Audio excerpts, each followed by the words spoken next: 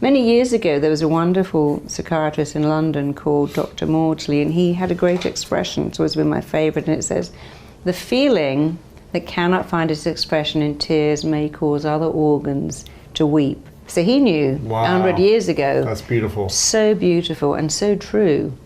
The feeling that cannot find its expression in tears will cause other organs to weep. So he's sort of saying, if you don't feel the feeling, your body's going to feel it. If you don't open your mouth and say, "You hurt me," don't be surprised if you get a screaming. I've got this screaming headache. I've got this angry red rash. I've got this thumping pain. And by the words they're using, angry, screaming, they're saying, I have rage that can't come out. I'm not expressing it, but it's expressed through my body. Yeah, because the body is very clever at finding something.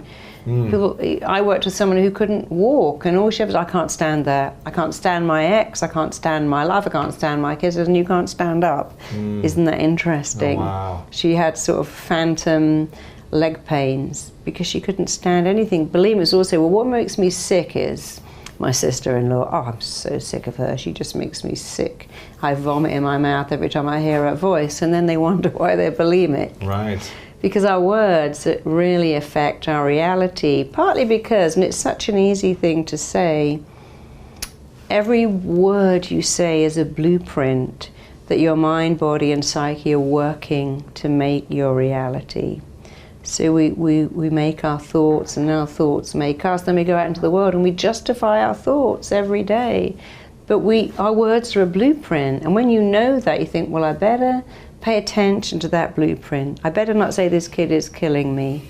My job is making me want to die. I'm so stressed out by what? The queue in Hughes Market. Well, go to Zimbabwe where there is no Hughes Market, and there is no queue, and there's no money to buy food anyway. Then you can say you're stressed, because your problem, the queue in Erewhon and the bill, is someone else's fantasy dream come true. This freeway is killing you. You have a car. You have look at people on 4 buses. I used to take my daughter to school, and I remember one day thinking that, oh my God, this commute is hell. And I saw someone at a bus and thought, how lucky I'm in my car. I've got the heating. I've got a cup of tea. I've got an hour to listen to something. I can talk to my kid. I keep saying I want an hour to myself. Well, here it is. And I learned to stop doing that. But when you say, how are you? Oh, nightmare.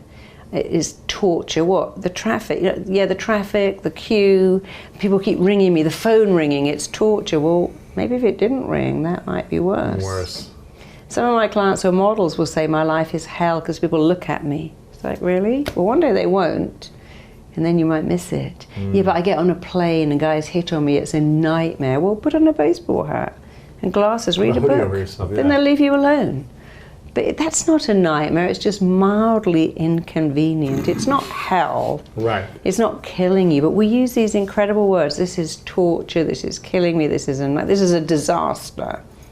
What is? Well, I went to the bathroom and I forgot to pause my movie. Well, that's not a disaster. But when you use those words, because your mind can't differentiate, just to feel like it really is a disaster. But on the flip side of this, the beautiful part, if we, when we understand and appreciate that our thoughts become reality, we can create the life of our dreams as well. Absolutely. We can start to manifest our thoughts by visualizing, by telling ourselves what we want, who we want to become, and taking those actions toward it. We can manifest our dreams. You really can. You can stop being ill. You can change the shape of your body. You can change your digestion. You can have physical things. You can change the way you interact with your kids. So here's a good example. My kid is a nightmare. Change that to my child is age appropriate. There you go. This builder's going to go, oh my God, that's a disaster. But a good builder will go, it's a challenge. When you said talking to girls is terrifying, you just change that to it's challenging, but hey, there's hundreds of girls out there. It's a numbers game. One will say yes. Some will say hi, And even if they say no, the only risk in life is not to take the risk. That's the risk. If you don't when you take the risk and it goes wrong, you learn something. It gives you feedback for how to show up differently the next time. My girlfriend's a doctor of physical therapy, and when she works on people, she would agree with everything you're saying, because people's bodies are so tight, not because of something they tore or something sore, but it's because they're holding on to something emotionally. And she says once they start to talk, their bodies relax and the pain goes away. Yeah, like I know all the that pain to where be they can't true. lift their shoulder, or they can't turn their neck. Once they let it out, their feelings about their relationship or their insecurities or whatever it may be, that's when they have a pain-free body. Because the body keeps score. The Absolutely. body holds on to pain and stress and tension and grief. And we carry around all this stuff, and yet we really don't have to if just more people knew. Even to say, I'm enough every day. Yeah.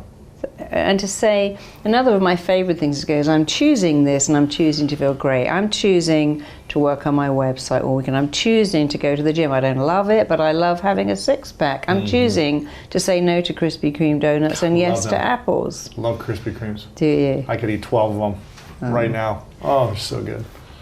But I choose to eat healthy. Yeah, and if you say, I'm choosing to do this and choosing to feel great about it, your mind has a very clear image. The way you feel about everything is down to two things: the pictures you make in your head and the words you say, just if there's nothing else. So if you choose to run, going, I'm running, so I'm raising money for charity, so I'm going to complete this run. Even though my feet hurt, my knee hurts because I'm going to raise money. But you could run going, oh, I hate this. I could be at home watching Netflix, I haven't eaten, and now my knee hurts, and then you'll have to stop.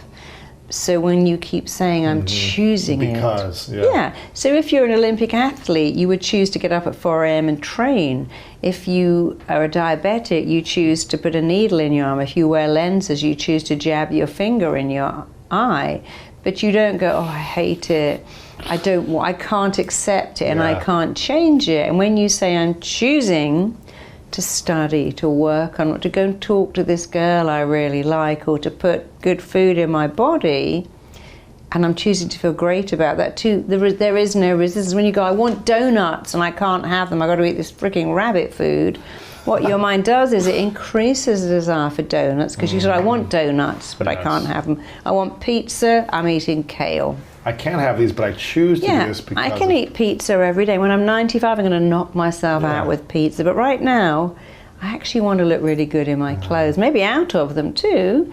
So I'll save the pizza when I'm 80, because that door is probably shut then anyway. Then you can have loads of pizza. Every day. But you have to reason with your mind and negotiate, and your mind will always do what it thinks you want. That's its job. And if you could only tell your mind what you want using relevant, up-to-the-minute words, you'll get exactly what you want.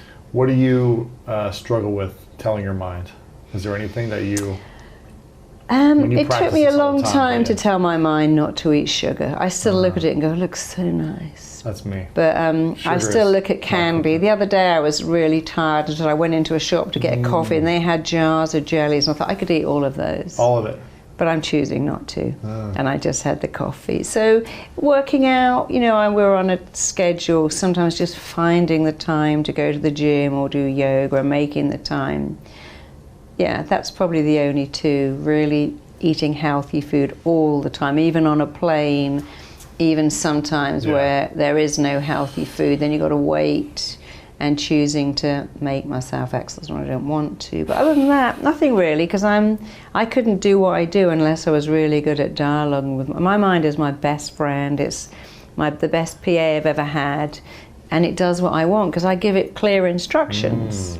What do you say yourself on a daily basis? Is there like a process in the morning, afternoon, at night, or what would it be like? Actually, when I wake up, the first thing I would say is I love my life. I love my linen, and I love my cup of tea. I always wake up going, I love my life. And then when I go, I love this tea, I love the coffee, I love the shower gel in my shower. Because I really believe that if you can make your mind get excited by little things, then big things every day is like Christmas. And I think when you wake up, you should go, oh, what have I got today? Oh, a world of stress. I've got this. So you should always wake up and go, I love my life. I'm alive in a free country. I've got all this stuff to make tea. And life is great. So I do that. The second thing I do is I tend to stay in bed and do all my emails, because then I feel like I'm not working. Because I'm in bed, propped up, drinking my tea, and I get all of that out of the way. Yes, not very stressed. relaxed. It's more relaxed. Not stressed. I try not to have to rush to go to bed, but sometimes I do. And I mean, I'm very lucky because I love what I do, and I do what I love. People say you work really hard. I go, I've never worked a day in my life. I don't know what that is. I don't have to go, my life is a weekend. People say, oh, the weekend. I go, what's a weekend? I know. I can take time off. Yeah. I mean, I love my job because I get to make such a difference. So I don't really have much to moan about. Maybe communicating with my daughter is sometimes a challenge because I'm so positive that she occasionally wants me to be super negative. Why is that? Well, I guess because you have to be the opposite of your parents. So I do all these positive. She's an artist and she does lots of negative statements on her paintings, on her T-shirts, because that's the deal. You've got to be the opposite of your parents. But I understand that. But she's great. But really, I don't have much to complain about. You have a positive conversation with yourself pretty much 24/7. Yeah. And what about a nightly routine? Do you have thoughts that you say to yourself? Well, you see, for me, I really believe that first it's what you do and then it's who you are. So first you're doing it and then it's who you are, and it's so who you are that it wouldn't occur to you to have to make yourself do it. See, I would never sit on the couch and go, my case is lost, I just know it, it's all going to go wrong. There's no cabs out there, this is a horrible flight. I now have a belief, and it really achieved me, that there's no such thing as being bored. If my flight is late, I mean, I just get on my laptop, on my phone. I mean, I have 24-hour entertainment empty out my emails, look at something. The days of having to wait and being bored, even waiting in the car, my little phone has like everything, books, messages, videos. And so I love that. I don't really mind about missing stuff and being late anymore. In fact, when I was last landing here 2 weeks ago, I was hoping the moment because I was so into this movie. So, no, hopefully it's delayed, yeah. It was delayed. When the pilot said we've got to go around to the film, I was like, oh, that's so great. Yes. That's exactly how long is left of this movie. But I think it's important for people to understand that it isn't what you do.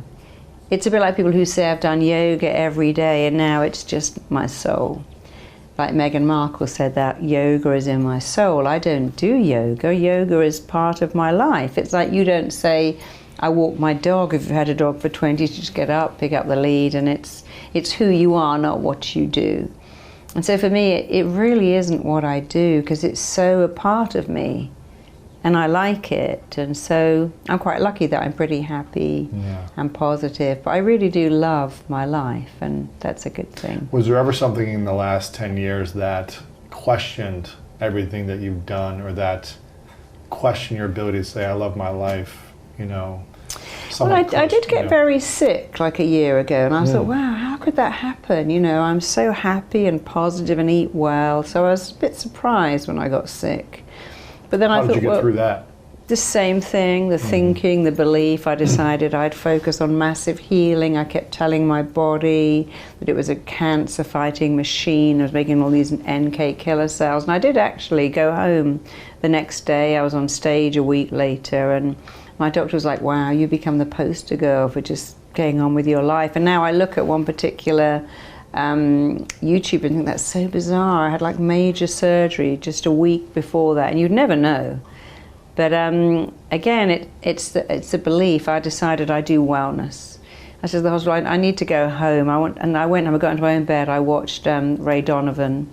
I thought, this is it. I'm doing wellness here. I'm not going to lie in that bed where they keep trying to give you pills. Right. And I didn't feel any pain at all because I just kept telling my body to heal itself. And then later I thought, maybe it's good I got that because I can help other people. And I go, look, you know, life throws stuff at you, but you get to choose how to deal with it. Yeah.